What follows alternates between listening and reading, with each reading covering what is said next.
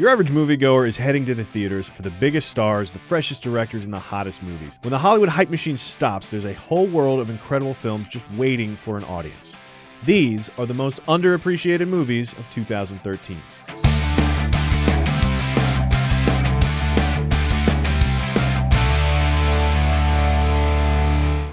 First up at number 8, Escape from Tomorrow. It's the story of a family's trip to Disneyland gone very, very wrong, and it's rife with insanity like cat flu, robot interrogation, prostitutes, and some serious paranoia. But that's not even why Escape from Tomorrow is on the list. The coolest thing about this film has almost nothing to do with what ended up on the screen, but more to do with how Escape from Tomorrow was shot almost entirely in Disney World. And not by the grace of Walt Disney either. It was completely undercover. No permission, no permits, no special access, just pure guerrilla filmmaking. The crew smuggled equipment and posed as tourists, and even varied their facial hair, all in the name of this very strange, very ballsy little movie.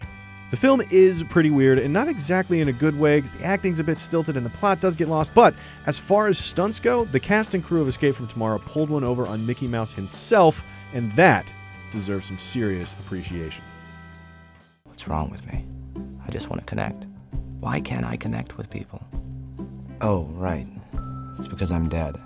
At number 7, Warm Bodies. It seems like this film fell off the map as soon as it arrived. Financially, Warm Bodies certainly did well, but where a decade ago fellow horror comedy flick Shaun of the Dead firmly entrenched itself in the classic zombie canon, Warm Bodies seems to have only passed through. At a time where zombie films seem to be all the rage, surprisingly little was said about Warm Bodies, which is a shame because it's really pretty good.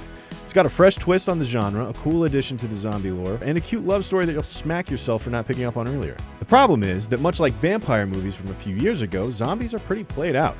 What started out with 28 Days Later as a cool, modern revival of the genre turned into a few badass blockbusters, a couple TV shows, and a lot of video games. But soon, every producer and their mom was making yet another zombie movie, and they got collectively worse. So when a genuinely worthwhile addition came out, it just got lost amidst the noise. Hopefully when the craze calms down and the cult classics rise from the wreckage of the zombie movie decade, Warm Bodies is somewhere on the list. Next up, Blue Caprice. Blue Caprice is a slow burn. Based on the true story of the Beltway sniper, not too far gone from recent memory, the film is small, quiet, and reserved. And very little of the film is dedicated to the shootings themselves. When they do come, they are far from blazing gun battles. They're an intimate affair between a sniper and a victim, between father and son. And there's a cool, deep chemistry to that relationship. No one is showing off here. Unfortunately, the box office numbers weren't either. To Blue Caprice's credit, no one should have expected much at all. None of the actors even remotely resembled a star in the celebrity sense, and let's face it, if you don't have a DiCaprio, De Niro, or Denzel, you're not filling seats. However, we do think this one might be worth a look back. It's a Sundance Select that tackles a powerful subject in a mature way that you won't usually find in your average popcorn flick or Marvel mega franchise movie, because you're definitely not going to find a cute teaser for a sequel here if you wait for the credits to roll. I know you know where they are. Checking in at number 5, the heavyweight, Prisoners.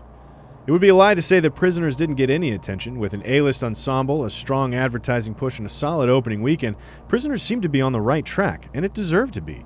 Villeneuve kept tension cranked to 11 while Jackman and Gyllenhaal took brilliant acting to some dark places amid some serious ethical dilemmas. It was the feel-bad movie of the year in the best kind of way. This late-year, philosophically minded, complex drama seemed to have Oscar bait written all over it. But the Globes came and went without a single mention, and the Oscars only nominated it for its cinematography. So what happened? Gravity happened. 2 weeks after Prisoners opened and Gravity flew across the screens like an untethered Sandra Bullock, love it or hate it, Gravity got a ton of press and really kicked off the Oscar talk of 2013. It's been an exceptionally strong year, and unfortunately, audiences and voters have short memories. While Prisoners was never going to be a big winner, it seems like it missed the boat on even being part of the conversation. In a world. Hey, make sure your phone's turned off. I think we're getting some feedback out here. Oh. Sorry, duh. Ready. Number 4, In a World. Adored by critics and seen by almost no one, In a World isn't underappreciated so much as unknown. With it, Lake Bell breaks out of her typical rom-com supporting role and tries something a little more independent on for size, which seemed to work pretty well for another former rom-com stud this year. Bell writes, directs, and stars in this charming and hilarious heartwarmer. The chemistry is spot on, and what look like caricatures turn out to be three-dimensional characters, and there's a refreshing twist on the typical ride-off into the sunset perfection of Hollywood endings.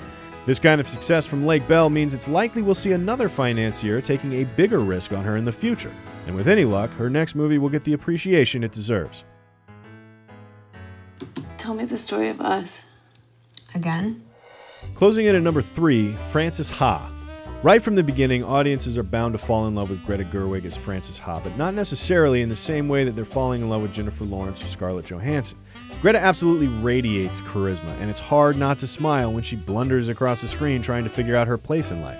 The film's modest success and Gerwig's Golden Globe nomination are a testament to that charm. Any audience put in front of this film is bound to come out satisfied. The problem is that not quite enough filled the seats. Depending on your affinity for New York indie films, you may know filmmaker Noah Baumbach from The Squid and the Whale. With a solid writing and directing track record, it seems like he should have broken out of his niche by now, but the truth is, his type of filmmaking has limited commercial appeal. His films meander about, they've historically had an uncomfortable edge to them, and the endings are far from what you would call satisfying. Fortunately, he's at his most accessible with Frances Ha. He directs with a light touch and keeps the film clipping along at an engaging pace, even with its distractions. If you haven't seen Frances Ha yet, don't pay attention to the lack of hype. This one is more than worth a watch. Do you live around here, Sutter? How do you know my name? You go to the same school. You're, I'm Amy. That's what I was gonna say. Nice to meet you, Amy. At number 2, Spectacular Now.